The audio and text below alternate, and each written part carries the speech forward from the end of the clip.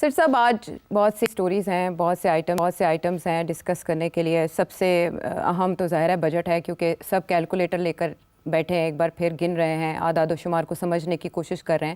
اور اب کی بار بجٹ نے چکرا کے بھی رکھ دیا ہے سب کو کہ بہت سی چیزیں سمجھ سے باہر ہیں. وہ تو ہم جانیں گے آپ سے کہ آپ کو کیا ایکسپیکٹڈ تھا اس بجٹ میں اور کیا نظر آیا آپ کو کہ گورنمنٹ کیا ایفیشنسی ابھی تک دکھا پائی ہے.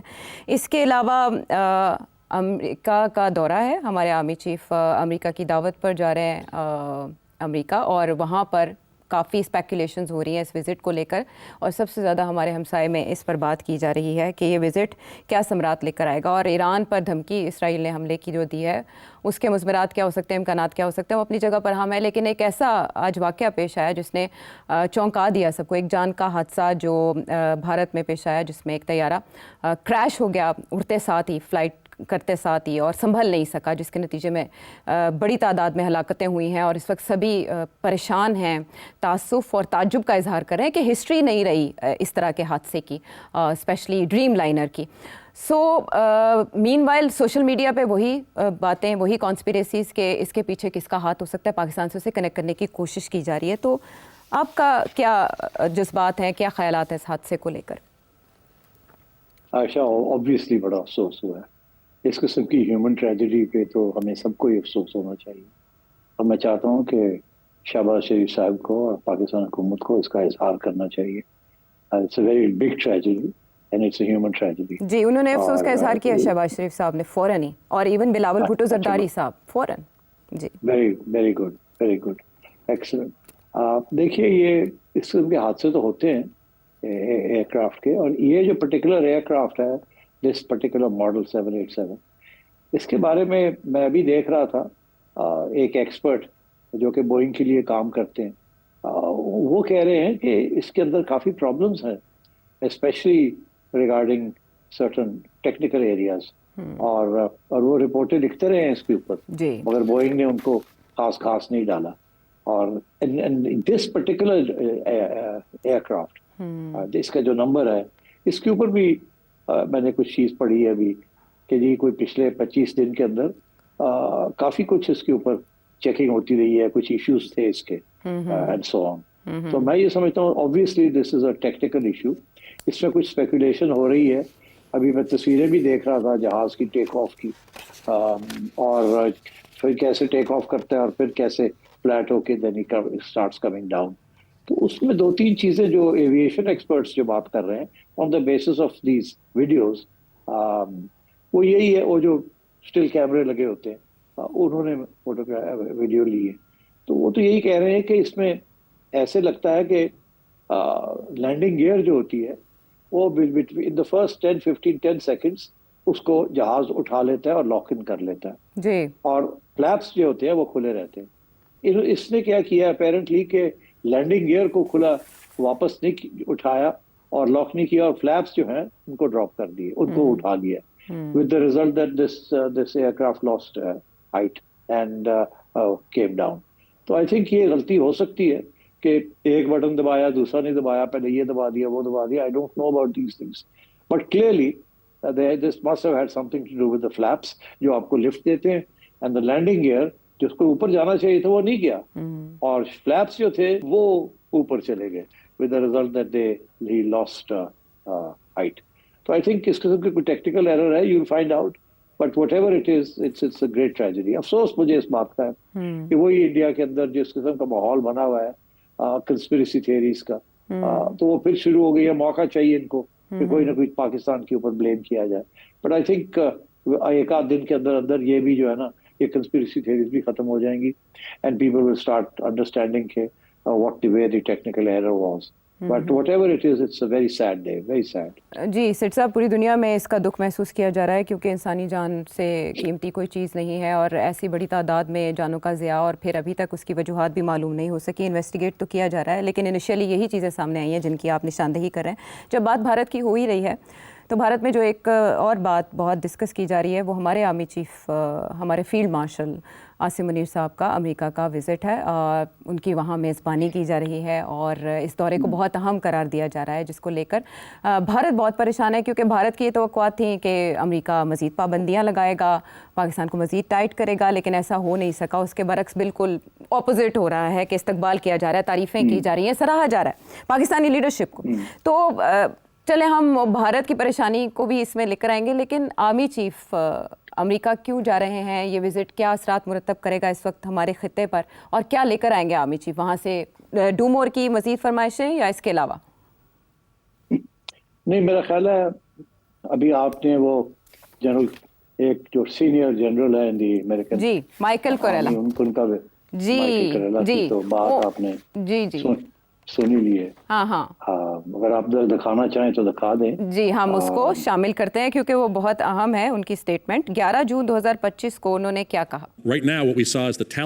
اس وقت طالبان داعش کے خلاف برسر پیکار ہیں. یہ ایک دوسرے سے شدید نفرت کرتے ہیں. کچھ کے ٹھکانے پاک افغان بارڈر پر ہیں. یہاں پاکستان نے ان عناصر کے خلاف بے نظیر کارروائی کی ہے. پاکستان کے ساتھ ہماری بہترین پارٹنرشپ اور انٹیلیجنس شیئرنگ کی بدولت داعش کے درجنوں دہشت گردوں کو ٹھکانے لگایا گیا ہے. داعش خراسان کے 5 اہم رہنما گرفتار ہو گئے ہیں اور ایک اہم رکن جعفر کو ڈی پورٹ کیا گیا, جو کہ کابل ایئرپورٹ پر حملے میں ملوث تھا. اس اہم گرفتاری کی اطلاع پاکستان کے آرمی چیف نے مجھے دی اور کہا کہ آپ یہ خبر ڈیفنس سیکرٹری اور صدر ڈونلڈ ٹرمپ کو دیں. پاکستان ہماری محدود انٹیلیجنس کی بدولت داعش کے خلاف بھرپور کارروائی کر رہا ہے, جو پاک افغان بارڈر پر آتے جاتے ہیں. 2024 کے آغاز سے اب تک پاکستان کے مغربی بارڈر کے پاس 1000 سے زائد دہشت گرد حملے ہو چکے ہیں, جن میں 700 کے قریب لوگ لقمہ اجل بن چکے ہیں. پاکستان ہمارے لیے دہشت گردوں کے خلاف بہترین پارٹنر ثابت ہو رہا ہے. We have to have a relationship with Pakistan and with India. I do not believe it is a binary switch that we can't have one with Pakistan if we have a relationship with India.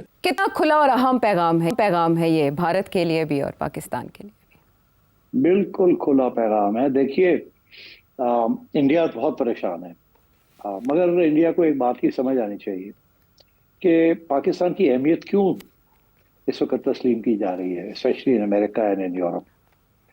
Pakistan اس وقت اپنی جغرافی جو ہے نا اس کا فائدہ اٹھا رہا ہے. پاکستان کی جغرافی اس وقت ایسی ہے کہ ایک طرف چائنا ہے, ایک طرف افغانستان ہے اور ایک طرف ایران ہے. امریکہ اور یورپ کے تینوں ٹیریٹریز ممالک کے ساتھ پرابلمز ہیں, ایشوز ہیں, کانفرنٹیشنز ہیں, نیگوسیشنز ہیں. پاکستان بڑا کریٹیکلی پلیسڈ ہے ود آل تھری. ابھی ہم آگے جا کے ڈسکس کریں گے how Iran Israel America relations وہاں کیا ہوگا. امریکہ چائنا کا تو آپ کو پتہ ہی ہے, اور اب افغانستان پاکستان چائنا کا بھی ایک ایکسس بن گیا ہے. افغانستان بھی انسٹیبل ہے, ایران بھی انسٹیبل ہے. آپ سمجھے ایک قسم کا China is the only stable factor, but China is a big hegemon in this region or about to become one. تو امریکہ از کنسرنڈ. اور یہ جو آئسس ہے نا جس کا ذکر جنرل صاحب نے کیا ہے, this is a major concern for America and for Russia. اور ابھی آپ دیکھیں رشیا جو ہے وہ ابھی انڈیا کو اور ناراض اور بھی کرے گا. وہ پاکستان کی ممبرشپ فور برکس, وہ جو ایک بہت بڑا الائنس ہے جس کے اندر انڈیا از ڈومیننٹ, مگر اس کے اندر پاکستان ابھی نہیں ہے. Russia will push for Pakistan to be part of BRICS. Russia نے بھی انڈیا کو سپورٹ نہیں کیا اور یہ جو پہلگام کا مسئلہ ہوا ہے. تو میں سمجھ رہا ہوں کہ پاکستان اپنی جغرافی کی وجہ سے از کریٹیکلی پلیسڈ. سارے جو میجر پاورز ہیں want to have a relationship with Pakistan, تاکہ اگر انہیں ان علاقے کے اندر کسی قسم کی امداد کی ضرورت ہو یا لسننگ پوسٹ کی ضرورت ہو تو they have leverage with Pakistan. تو آئی تھنک جغرافی finally has come to the aid of Pakistan. India in return is very stable, nothing exciting happening. اوپر سے وہ ایک طرف امریکہ کے ساتھ الائن ہونا چاہتا ہے, دوسری طرف وہ بھولا ہی نہیں اپنا نان الائنڈ اسٹیٹس. کبھی ادھر جاتا ہے کبھی ادھر جاتا ہے, کبھی رشیا کو سپورٹ کرتا ہے کبھی امریکہ کو سپورٹ کرتا ہے.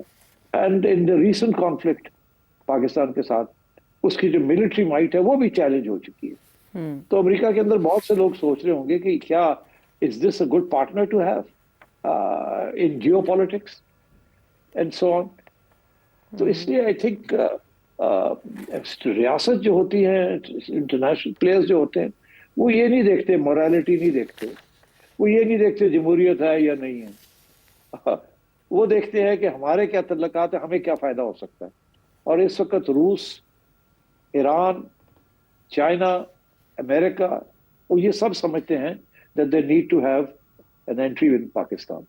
So I think this is the reason why America is going out of its way कि वो पाकिस्तान के साथ engaged रहे और उसको isolate ना करें. इसीलिए IMF on board है, World Bank on board है, and so the major institutions are also on board. और इंडिया को इस बात की समझ नहीं आ रही. इंडिया सोच रहा था कि यार we are the big hegemon in this region.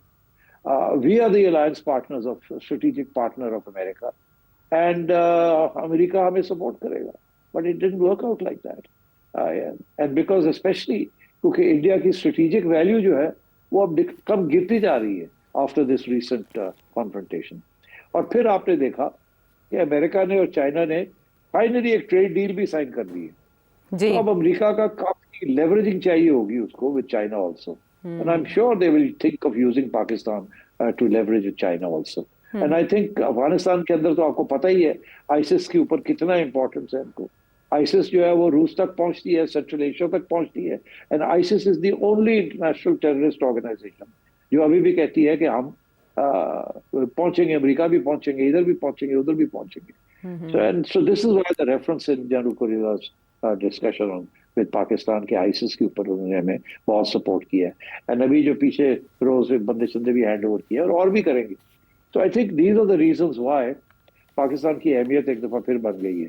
And that is one of the reasons why Imran Khan को घास नहीं डाल रही this new American administration, और they are going to deal with Asim Munir. आपको पता है कि डोनाल्ड ट्रंप ने क्या बात कही थी कि they have a leader who's strong. Yes. वो इशारा जनरल आसिफ की तरफ था कि इस वक्त they have a leader who's strong जो स्टेबल करेगा Pakistan. And Pakistan is now looking to be a stable country under this leadership. अब स्टेबिलिटी जो है उसकी अपनी एक वैल्यू होती है. हाँ, यहाँ लोग कहें जी स्टेबिलिटी से हम क्या करें, वो मर रहे हैं, ये हो रहा है, वो अपनी जगह पे. मगर इंटरनेशनल कम्युनिटी ये चीजें नहीं देखती. वो नहीं देखती कितनी गुर्बत है, कितनी जमहूरियत है, ये चीजें बातें ही होती हैं. फॉर द रिकॉर्ड एक्चुअली जब नेगोशिएशंस होती हैं, it's what we can take, give and take. And I think this Pakistani administration समझ गई है इस बात को. अच्छा, ऐसे मालूम होता है जैसे चेस बोर्ड पे सारी चालें पाकिस्तान ही चल रहा है. वो तारीफ़ें हों डोनाल्ड ट्रंप की तरफ से या उनकी इंतज़ामिया की तरफ से, पाकिस्तान के किरदार की तारीफ़, ग्रेट कहना और इस तरह से लीडरशिप की तारीफ़ करना, जैसे भारत को दानिस्ता तौर पर चिढ़ाया जा रहा है. जबकि दूसरी तरफ हम देख रहे हैं कि भारत अपनी स्ट्रेटेजिक वैल्यू को संभालने के लिए कोई भी ऑप्शन कामयाबी से इस्तेमाल नहीं कर पा रहा डेलीगेशन भेजने के अलावा. ऐसा क्यों है? देखिए ना, वो जहां जाते हैं दो तीन बातें लोग पूछते हैं. एक तो ये कहते हैं जी एविडेंस क्या है. पहली बात तो एविडेंस तो इनके पास है कोई नहीं. दूसरी बात वो ये कहते हैं कि आपने एक टेररिज्म को एक ऐसा स्ट्रेटेजिक इशू बना दिया है जिसके साथ we can go into nuclear war. तो ये तो बिल्कुल उनको एक्सेप्टेबल नहीं. और तीसरी चीज ये है कि आपने एक ऐसा न्यू नॉर्मल बनाया है जो कि will eventually lead to hire escalation. तो दुनिया ये बिल्कुल इससे इत्तेफाक नहीं करती. अब जो मर्जी कहते रह जाए, द इंटरनेशनल कम्युनिटी उनका जो नया नॉर्मल है उसको एक्सेप्ट नहीं करती. एंड दे थिंक ये गड़बड़ होगी इसके साथ. और अभी रिसेंटली जिस तरीके से पाकिस्तान ने हैंडल किया है सारी चीज को, और पाकिस्तान तो उस वक्त से कह रहा है कि we want piece, we want piece, we want piece. हम तो डिफेंड कर रहे हैं अपने आप. सो आई थिंक पाकिस्तान का जो बयानिया है इज वेरी वेरी सॉलिड, और इंडिया का जो बयानिया है is a losing बयानिया. It's not working, and I think that's the reason why most people are not supporting the India's narrative.